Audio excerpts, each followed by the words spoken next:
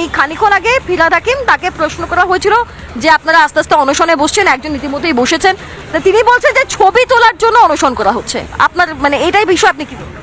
দেখুন ম্যাডাম, আপনার কি মনে হয় আমরা এখানে আমাদের এই মুখগুলো দেখাতে এখানে বসেছি? আমরা বাড়ি ঘর ছেড়ে দিয়ে এসে এখানে অনশনে বসেছে, আমরা এখানে না খেয়ে দিয়ে এই যে রাস্তার ওপর বসে আছি, আপনি তো দেখতে পাচ্ছেন, এইগুলো আমরা মুখ দেখানোর জন্য বসেছি?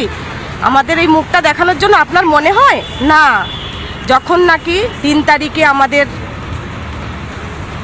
এই ঘোষণাটা হয়, আমরা না পুরো পাথর হয়ে গেছি, আমাদের মুখে কোনো শব্দ নেই।